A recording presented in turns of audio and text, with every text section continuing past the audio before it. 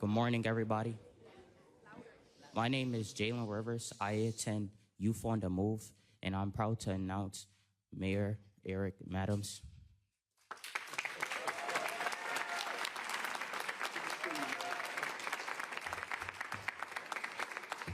I want to thank Jalen, and this is a coming together of so many pieces.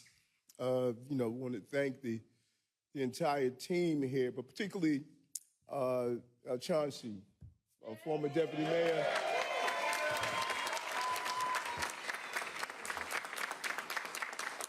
Many people don't know about the silent giants that are among us who commit their lives to not only the public safety aspect that entails law enforcement, but how do you prevent crimes from taking place in the first place? And Chauncey saw that. He heads HIDA, where our law enforcement teams meet every morning to take illegal guns off our street. He was part of the architect that allowed us to remove 24,000 illegal guns off our street in his coordination.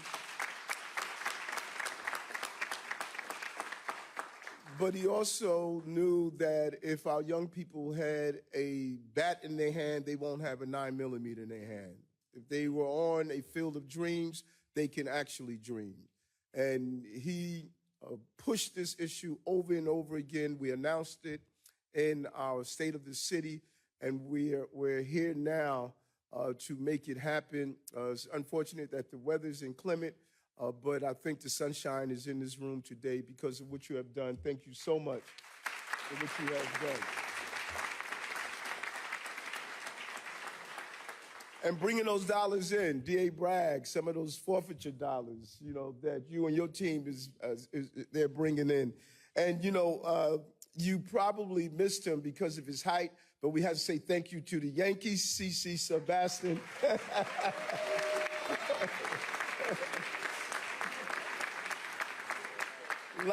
A lot of great memories at Yankee Stadium, just even off the field, he continued to do the work with his former New York Yankee and founder of the Pitch In Foundation.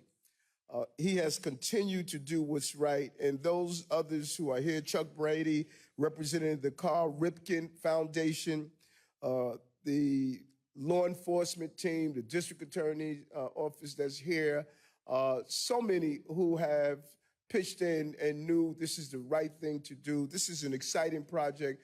It's one of those legacy projects that our administration is going to be proud to look back on.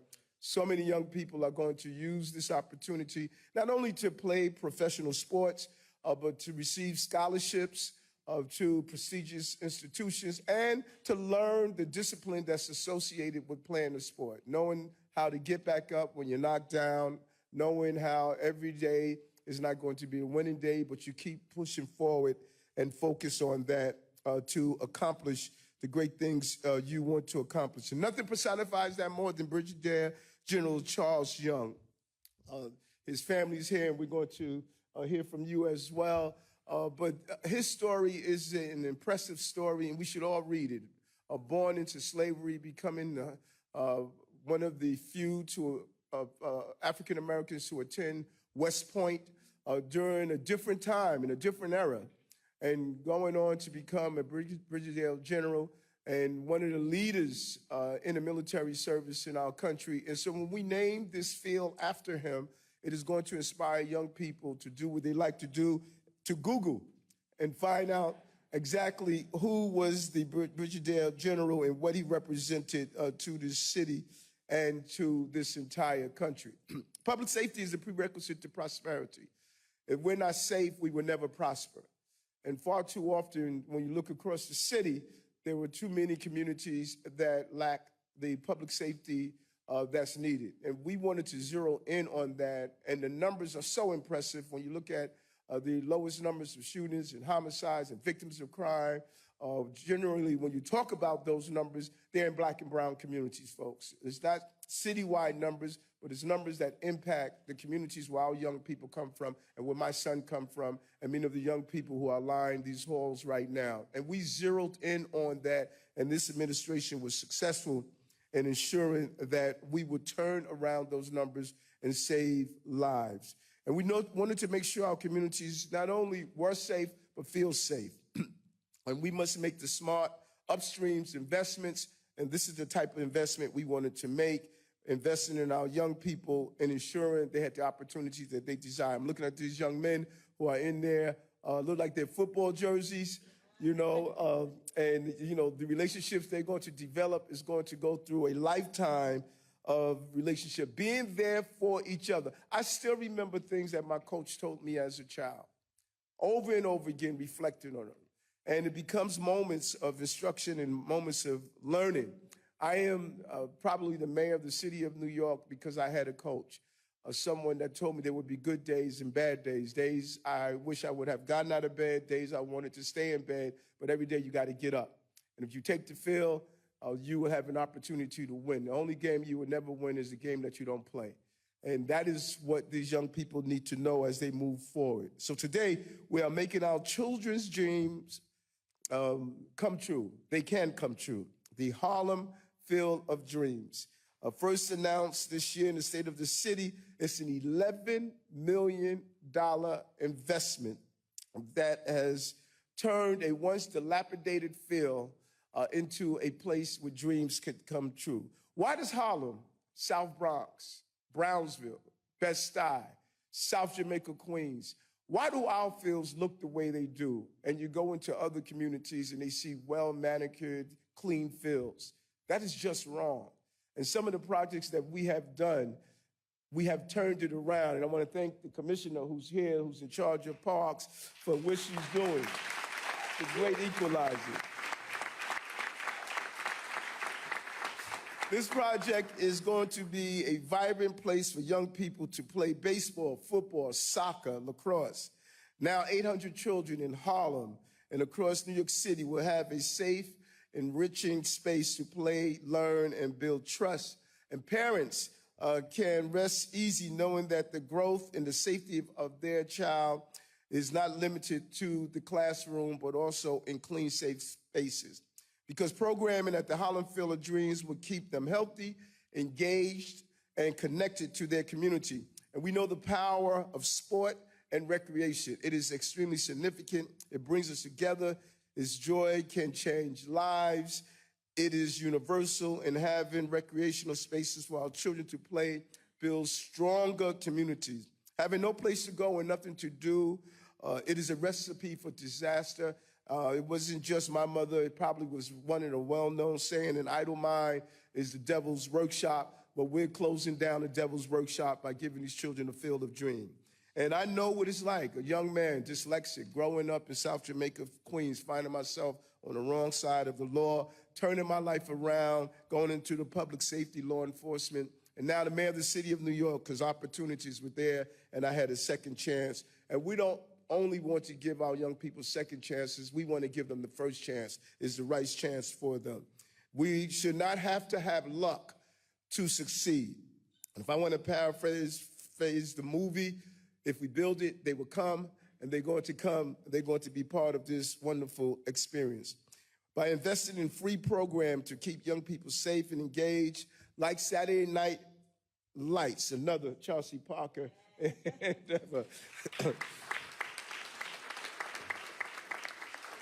The Harlem Field of Dreams upholds our commitment to making smart upstreams investments that prevent crime in the first place. Saturday Night Lights partners with 136 gyms across the 5 boroughs to create year-round safe spaces for young people to learn and play every Saturday night, and fostering positive relationships and trust between young people and police officers, so important and needed.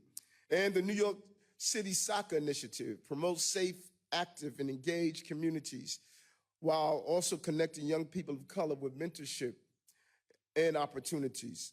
Most of all, this facility will also, as I stated, tell the story of Brigadier General Young. Born into slavery in 1864, Charles Young graduated from West Point as only the 9th Black cadet in the school's history. His career included a historic appointment as the first Black National Park Superintendent and up until his death in 1922, he was the highest-ranking black officer in the U.S. Army.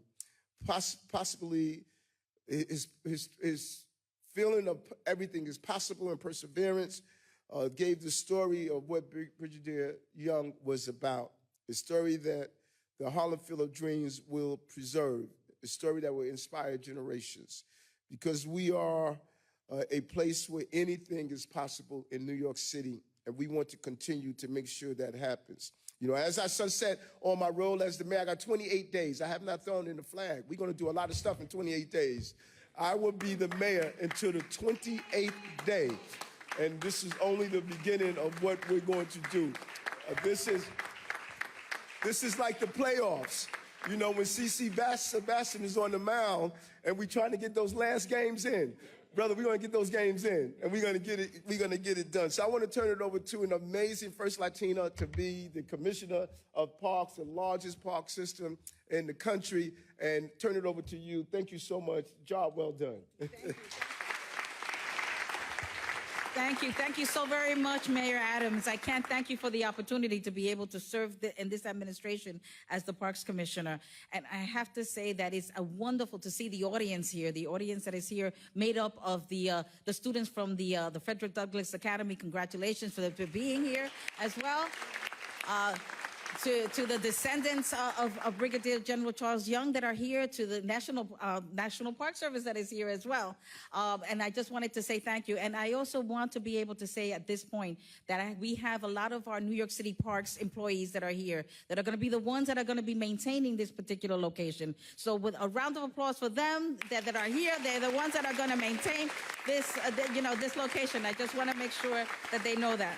So today is absolutely a special day for the Harlem community and for our entire city as we officially open the new Harlem Field of Dreams. This remarkable transformation of the Brigadier General Charles Young Playground provides a space that will uplift young people and families for generations to come. This stunning multi-sport athletic facility represents much more than a capital project. It actually reflects what we can accomplish when the city, agencies, community partners, and private supporters come together with a shared commitment to invest in our young people. With this new synthetic turf field, improved amenities, and expanded opportunities for free youth programming. And as we know, when you seed it with positive programming, you weed out the negative elements that may be existing. So that is so wonderful to be able to have. We are delivering a state-of-the-art space where our kids can learn, grow, and thrive. It also honors the legacy of Brigadier General Charles Young, as we know, a trailblazer whose courage, service, and devotion to this nation continues to inspire us all. This field stands as a testament not only to his story, but to the resilience and pride of this Harlem community.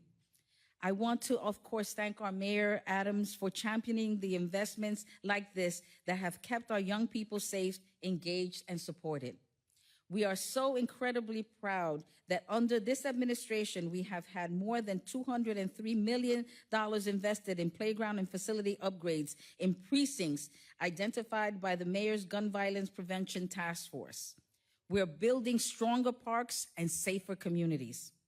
I also want to thank all the funders who made this project possible. The Carl Ripken Senior Foundation led the construction and provided additional financial support. And of course, as I mentioned, the Parks team, led by our Borough Commissioner, Tricia Shamamura, and her team. Thank you so very much, Tricia. Everyone's dedication has brought real change to the neighborhood that deserves a world-class spaces. Thank you all so very much for being here today and for participating in this wonderful endeavor. Now it is my pleasure to introduce the director of the New York, New Jersey HIDA program, our very own Chauncey Parker.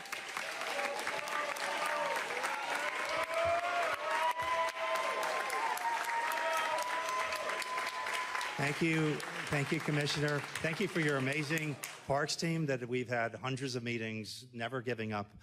Christine and Max and Joy and so many others pushing this project forward. And Mayor Adams, thank you for your leadership. I know that you believed in this vision from the very beginning and have pushed and pushed and gotten the four corners of city government behind this to make sure that we were able to get this done. This has been a long journey. And today we're celebrating this beautiful field. And we're also honoring true American heroes.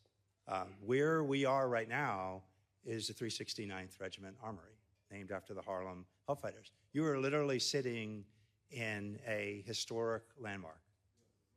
This is named after the Harlem Hellfighters. The Harlem Hellfighters are the soldiers who fought in World War I. They're the black soldiers, many of them volunteers, including James Reese Europe, who is one of the great legendary band leaders. But these soldiers volunteered and said, we want to fight for America. And they volunteered, but because of our segregationist policies, black soldiers weren't allowed to fight in combat. And they said, well, we'll serve in whatever way we can. And they were stationed in Paris.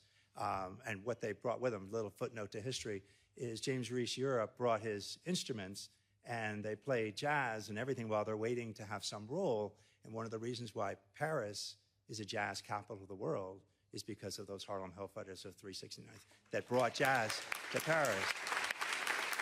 But while they were waiting, France was struggling on the Western Front and was about to get overrun by Germany, a tough battle. And the French went to the United States, to General Pershing, and said, we're desperate, we're about to be overrun by the German soldiers. Do you have any soldiers that you can give us? And he said, we have no soldiers. Our soldiers are all fighting all over Europe. All we have are these black soldiers. And they said, I don't care whether they're black, white, what they are. We need soldiers. And those soldiers, those 369th Regiment soldiers, fought side by side with those French soldiers. They fought for 191 days in a row, longer than any combat unit in all of World War I. They didn't give up an inch of ground, and they saved France. And after World War I, the French government awarded the 369th Regiment soldiers, those Harlem Hellfighters, awarded them the Croix de Guerre, which is the highest medal of valor you can get from the French government. And so there's a famous picture, I think we have it, of those soldiers. And when they came back, this armory was built in their honor. And this armory is literally a historic landmark in the honor of the Harlem Hellfighters and the 369th. And under Colonel Myonis and the team here and their leadership, they make sure that people never forget that and forget that history because it's so important. We also have across the street another historic landmark, and that is the Brigadier General Charles Young Field. Brigadier Charles Young, little known footnote to history, is the Jackie Robinson. C.C. Sabathia. He's the Jackie Robinson of American military history, no doubt about it. As the mayor said, he was born in slavery in 1864, rose, was self-educated with his mother, and his descendant, wonderful Renata Young, is going to be telling the story, but self-educated, spoke all these different languages, played all these different instruments, graduates from West Point. 1917, he's the highest-ranking black officer in American military history as a colonel. And America is now going into World War I, and he knows as a colonel that the next stop is he's going to be promoted to be a brigadier general to get a combat assignment because that's the next step. But while he was in Ohio, he was notified by the United States Army that he was being medically retired because of high blood pressure.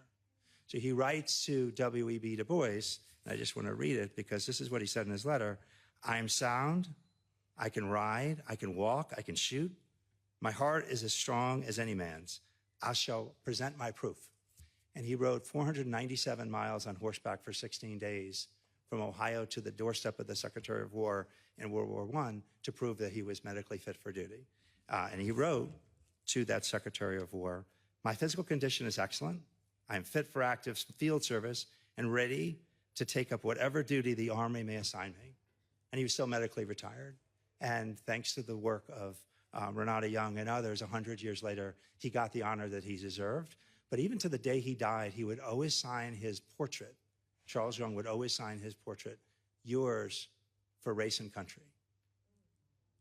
So he truly is not just a Jackie Robinson, but he's an American hero.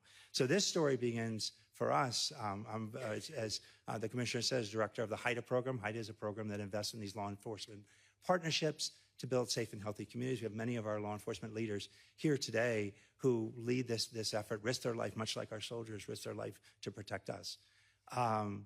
And they, over the years, this is about 25 years ago, but the Armory drill floor, right through that door, there's a 50,000 square foot drill floor that really got into bad shape. It had become a homeless shelter. The floor was rotted. It was in really, really tough shape. Across the street was this field, which was a dirt field, and Elijah Brooks and others who played on that, brought kids to play on that field. It was a dirt field filled with rat holes. You'd have to worry about heroin glassines. It was just, both, and as the mayor said, not right that's okay here. I mean, I live across the street from Asphalt Green on 90th and York, and you talk about two worlds and why it should never be that way. And in fact, seeing Asphalt Green every day, when I see that and see kids playing 7 days a week until 10 o'clock at night, I kept thinking, why isn't that in Harlem? And so that really drove, at least for me, it drove this partnership. So first part of this partnership is we went to the National Guard and said, can we help transform that drill floor into a sports center for the children in Harlem? They said, on one condition, we'll give it to you for free, but you have to fill it with children. That's the deal that the National Guard has made with the Harlem Children's Zone and the gym at Wendy Hilliard's Gymnastics, Harlem Junior Tennis League. The only thing they ask in return is that they fill that with children, and that's what they've done.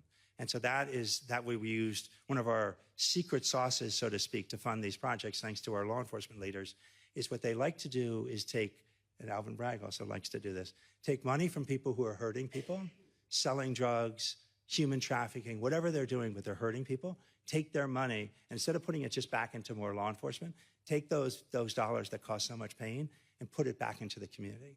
And so that was funded with money that came from drug dealers. And then what brings us here today is that we saw the field, and we saw the field as a next step. Could we do something like that for this field? Went to the Parks Department and Commissioner, and although everybody has been such great partners, they said, absolutely, if you can raise the money for this, we really want to work together to transform the Charles Young Field. So we met Gail Brewer, who at the time was the Manhattan Borough President, and she said, the first step is that we're going to bring the community together because, as I learned from Gail, you don't plan for the community without the community. And so she brought, I said, are you sure this is going to work? Federal, state, local, community board, and everybody agreed, yes, we all signed on to this vision of what we can do with it. And so that's where we started. And then we met with the Cal Ripken Foundation. They have a national, vision of transforming fields across the country. And then through Parks, we met CC Sabathia. So anytime you have to raise money for a project, I'm just a beginner at this sort of fundraising thing, for sure, when you have no money, it's hard to get any money. CC Sabathia put $500,000 in this project before we had no money.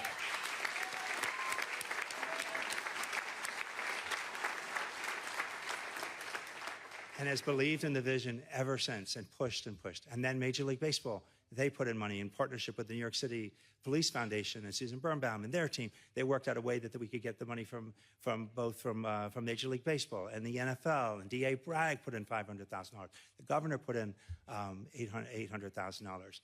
But the big money that we brought in, thanks to our federal law enforcement partners, they put in $8 million. Homeland Security investigations, Rick Patel, and our other federal aid.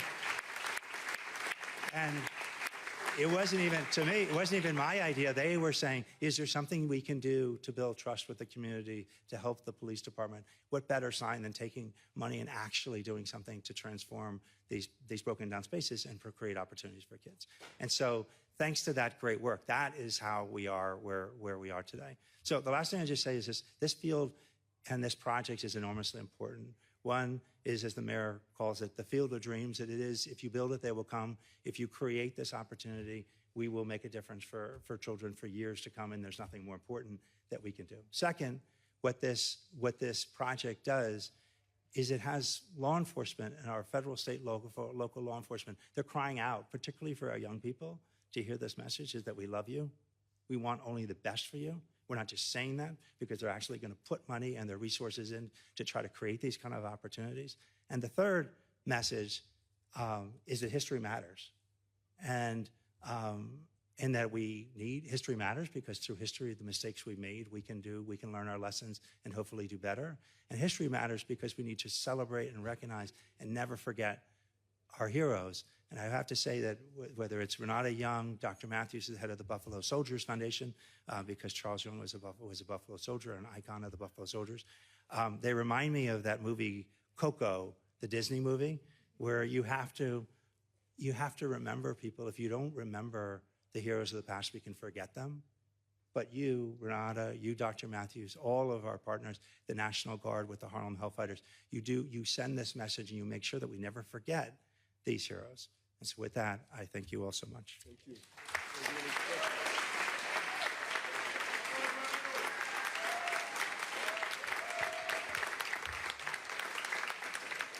And now we want to bring on Renata Young, a descendant of Brigadier General Charles Young.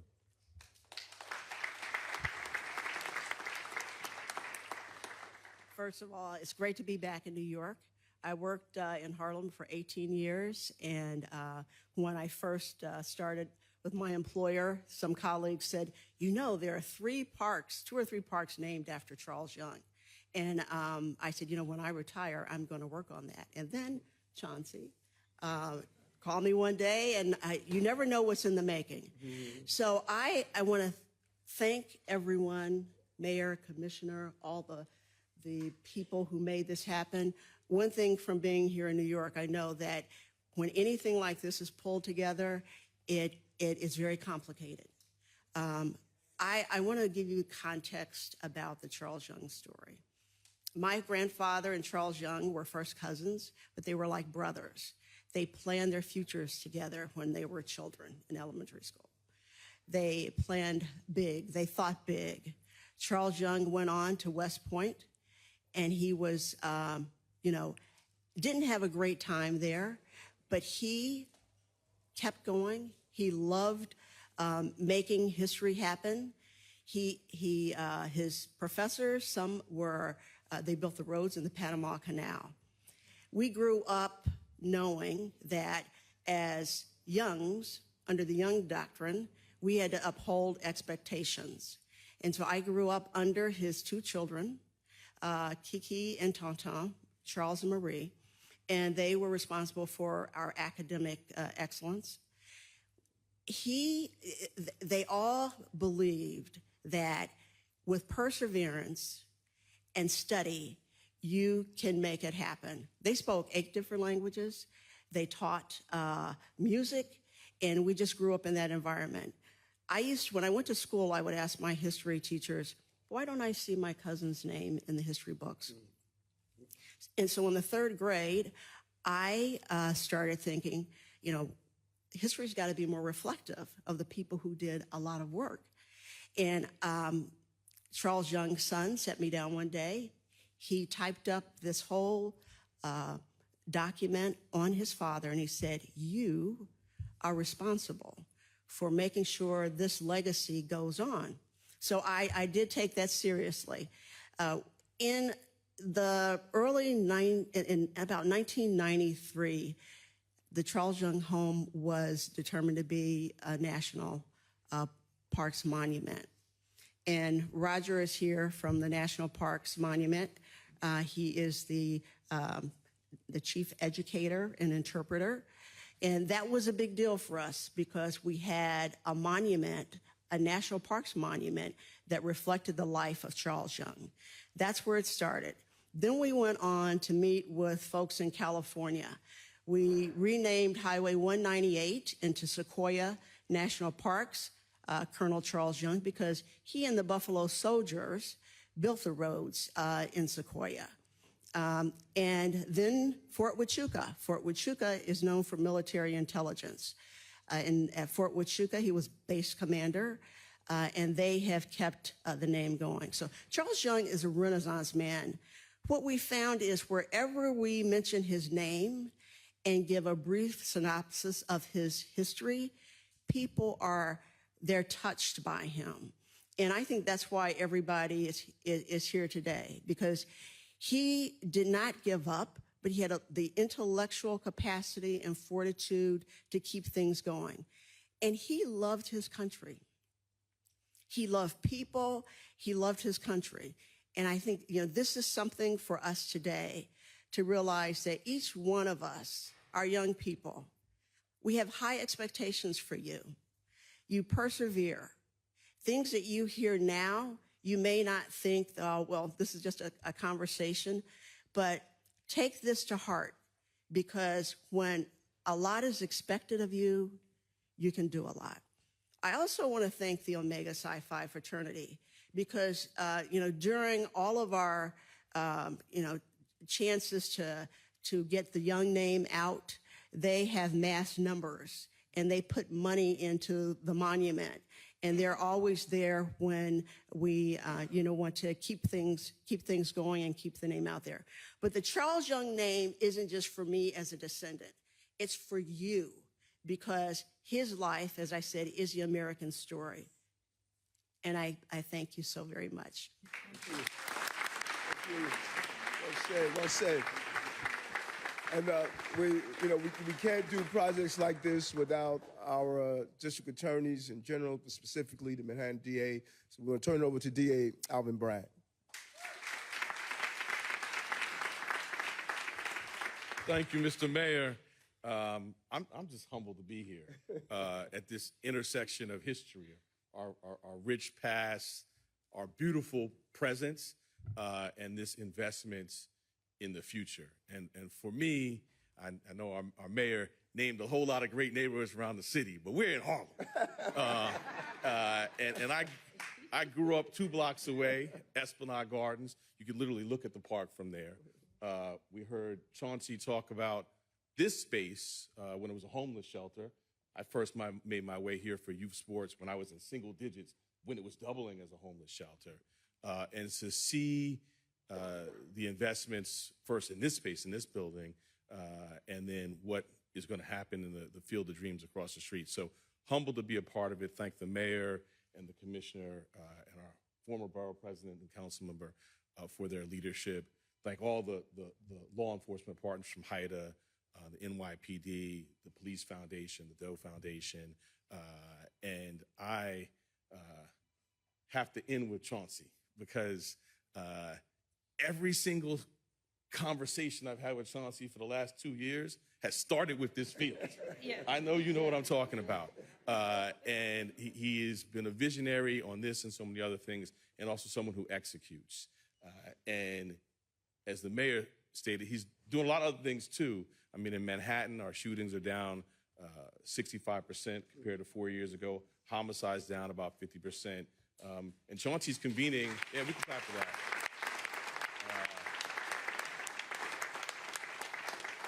Chauncey's convening all of us every day to focus on gun violence. And then, as he said, this is the other half of it. We want those numbers to remain low. We'll continue to do what we do in law enforcement, but this investment in the future is going to help keep those numbers low and continue to drive them down. So I think I saw a Harlem Little League hat in here. There it is. Play ball. Yeah, I know he did not want to speak, but we have to hear from him. Come on, CC. So why don't we open up to a few questions? Again, as pointed out, we see we have our partners here from the FBI and some of the other federal agencies that are here. We want to thank you. Open up to a few questions. Community Board 10. We're going to do a couple on-topic questions. Does anyone have an on-topic question? Bud? Mr. Mayor, you mentioned this as a legacy project. Is there anything else you can tell us about these last 29 days? What other projects you want to get done? What else we can expect? It's one of the major projects that I'm speaking with the city agencies about that is extremely important to me. The biggest barrier to receiving city services is language barriers. People who are not proficient in English, they just don't have access to services. And there's no reason, with all the technology that we have, from Google Translate to ChatGPT, et cetera, that every agency cannot be empowered with technology so that when someone walks into a city agency, that they're able to communicate directly with a city employee. But not only that, as we just indicated, General Young spoke several different languages. Only in America that our children just know one language. And by having these, a language-friendly city, that no matter what language you speak, we will learn from each other, and that we won't shut the door on those who are non-English speakers. And so we're going to make an amazing announcement to make this the most language-friendly city in the country, if not the globe. That's one of the projects I want to do.